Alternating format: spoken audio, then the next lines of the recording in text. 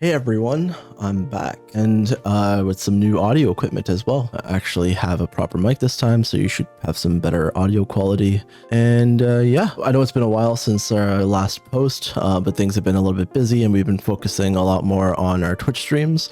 So I definitely recommend you go check out our Twitch. I'll definitely include a link down below, along with our other socials. I wanted to get back into our last little update slash mini tutorial and do something similar for some new tech that we've done for actually improving the door tech from before, as well as adding the same or similar type of thing for things like drawers or things you want to open. So let's get straight to it. One of the problems with the doors that you might have seen if you had sort of replicated what I'd shown in the last video is that if you're opening it one way, it's fine. If you open it the other way around, it actually opens in reverse, or like if you drag to the left, it opens to the right type thing. So in order to fix that, it's actually quite an easy fix. You just need to add a little bit extra to the blueprint. So here I'm just gonna go past. So if you remember before, again, I'm not gonna go too far over everything, but you use a timer event on delta seconds in order to be able to run this loop to open the door after a person has grabbed it. So here what we're doing is, I think it's right here, yeah. We're getting the turn rate of the camera based off of the first person view, adding a turn sensitivity to it just so that you know, you're able to sort of control how fast or how slow the player is supposed to be able to open and close the door. And you're just adding that turn to the rotation of the door static mesh. And here I also have a clamp to sort of keep it between two angles so that you can't open it too much or too little. And then we're just applying that rotation straight back to the static mesh. And there's just a little bit of extra logic here. So we want to be able to adjust the turn sensitivity based off of what side of the door you're on. And the reason for this is because if you're on one side of the door and you're pulling to the left, it's gonna subtract from the rotation. And same thing if you pull to the right, it's gonna add to the rotation. But if you're on the other side of the door, when you put less, it's gonna close the door, right? And the other way around, it's gonna open the door, but you're gonna be pulling this way, expecting to close the door, and it's gonna open. So all you're gonna do is we're gonna compare what position you're at and what the door's forward vector is. So you're basically grabbing the forward vectors of both your character and the door object or actor. You are subtracting those and then normalizing it. And then you're feeding that into dot product. And I'm not going to go through the math of the dot product and everything. I think that would be appropriate for a separate tutorial. But essentially what this is doing is it's just comparing the forward vectors of both the player and the door and checking to see whether they're going in the same direction or in opposite directions. And then if it's going in the opposite direction, it's just reversing the sensitivity. So if the sensitivity is 6, it's changing it to -6. And if it's -6, it's changing it to a +6. Just so that depending on which side of the door you're on, it will make positives negative and negative positive. So that way, no matter what side of the door you're on, it will open. So I can go and actually just, yeah, I think I'm at a door here I can open. I'll hop in here. There's a door right here. So if I open that, ignore the sound. That's some temporary tech we're working on. It's going to open. And if I try to close it, it's closing.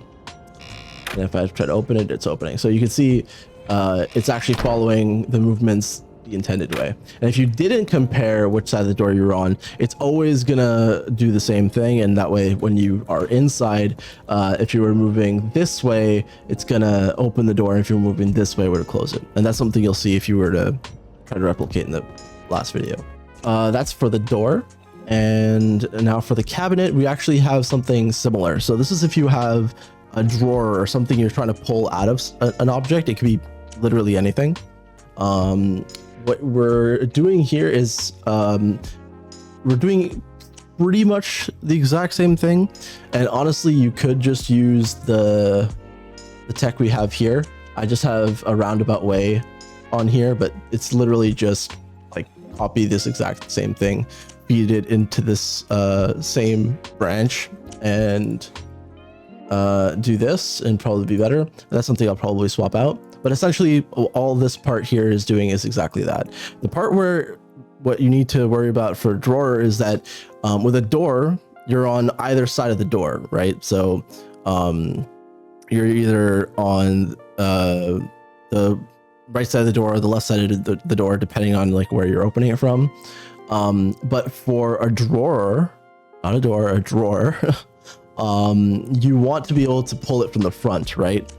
So in order to be able to pull up a drawer from the front, you need to be able to also check not just the left and right look, but you're also going to check the up and down, right?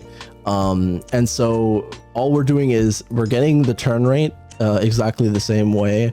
And then we're getting the look up rate, which is also something if you were to go into either the C++ or the blueprint of the first person character that Unreal defaultly provides, you'll be able to get both of those, or at least code it so you can grab both. And then we're applying a sensitivity to both of those. So we have a turn sensitivity and we'll look up sensitivity. And the reason why I've separated the sensitivities is that I found that the turn sensitivity is a little bit less in terms of like it feeling good, and then the look up and look down one was a little bit higher. So I have the turn one set to 6, the same way as the door, and then I have the look up sensitivity set to 10. And then ultimately we're doing pretty much the exact same thing. We have instead of the rotation of the drawer static mesh, we have the relative location. And we're adding the turn rate and the lookup rate to that location, specifically the X, because that's where we have it set up. So if you were to look here, the viewport, oops, this is the drawer, and you can see that if we want to pull it out, we're going to move it along the X, and that's essentially what this is doing. Is it's just adding to the X or subtracting from the X.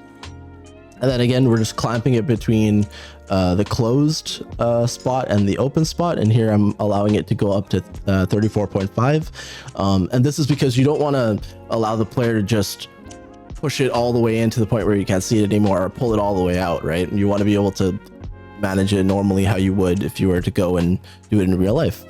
So that's what that limitation is for. And then here we're doing the same thing. Instead of making a rotator, we're making a vector. And then we're setting the relative location of the static mesh. If I were to go into game, I'll just go and remove this requirement for the door so I can open it. Turn it around.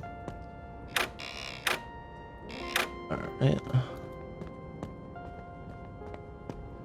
Okay, so right here, these are some of the drawers, and if I go to the side, you can open it from the side, as you can see. Might actually want to turn that down a little bit, but so far so good. And then if you want to open it from the front, I just need to make sure that it's picked up, and then you can see it's opening from the front. And if you want to go and close it from the side, you can close it from this side. If you want to open it from this side, you might not be able to because your collider is going to be acting a little wonky. Actually, no, I have enough space. So yeah, it opens and closes. And that's pretty much it. So it's very similar to the door tech. Again, all you're really changing is you're grabbing that lookup rate and lookup sensitivity.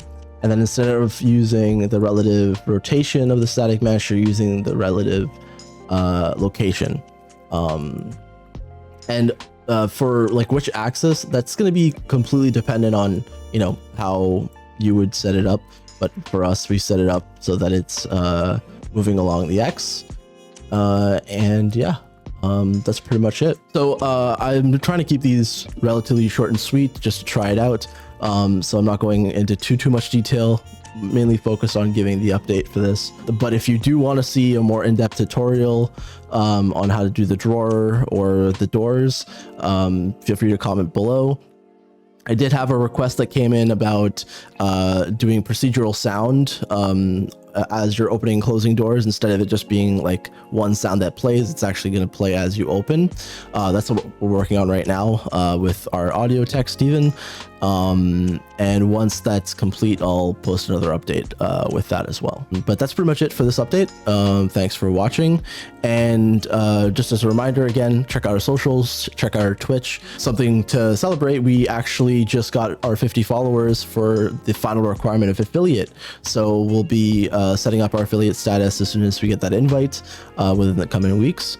And as an additional thing, we've actually launched our Patreon as well. And I'll include the link down below for that as well. But we've launched with 2 tiers, Persona and Corpus. Both have some pretty nice perks to them. And we'll be launching more tiers very soon with some great perks as well. And as a bonus, if you sign up to our Patreon in the next more or less 50 days. I think if you go up and look at the Patreon, it will tell you the exact amount. But if you do, then you get a limited edition Project Mara coin that we're actually getting custom designed and manufactured in metal. It'll actually be sequential up to 100. So as soon as we have those ready, we'll be shooting those out after the event's over. And all you'd have to do is subscribe to any of the 2 tiers, even if it's just the $3 tier, that's fine too. And stay with us for at least 3 months and we'll shoot out your coin.